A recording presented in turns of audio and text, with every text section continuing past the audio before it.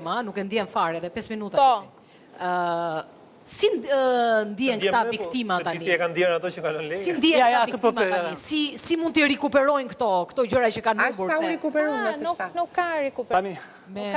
Ka një mundësi për ta i bërë. Ja, shpresa. Kjo ishte shpresë. Ka një mundësi, sepse çdo para që ata kanë kaluar në një wallet digital. Po. Që ai wallet digital... Portofol digital.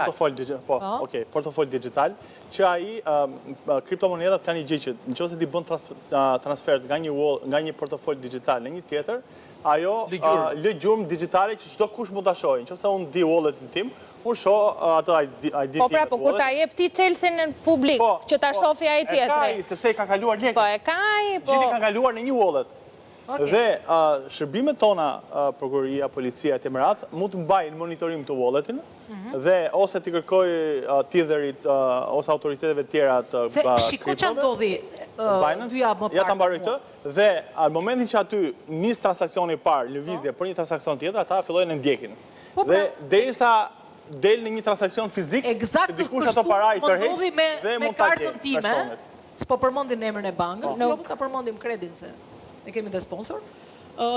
E kisha futur në një nga këto sajtet në Facebook për të parë disa programe me qafën, për të bërë disa ushtrime. Kishte filluar blerja kështu xhvatja e lekëve dhe mbi 150 euro mund kishin ikur. I bëra reklamim, report dhe lekët u kthyen. Kështu që kjo që thua ti është shumë e saktë edhe mund të ndodhi. Patjetër që ndodh. Mund të ndodhi. Sepse në Amerikë u godit një nga exchange më të mëdha, ishte shifra shumë e madhe, ishte diku te 5.4 miliard dollar në 2015-ën. A ti po thua për atë, për mashtrimin e madh? Dhe ishte 5.4 miliard dollar dhe ata personat i lanë lekët. Interpoli, FBI e mbajtën monitorim walletin. Derisa mbas 7-8 vjetësh, këta personat fillon me ngel pa lekë.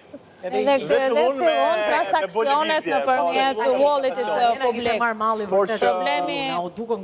Problemi është që kjo ka ndodhur në Amerikë. Jo, edhe këtu mund ta bëjnë këtë gjë.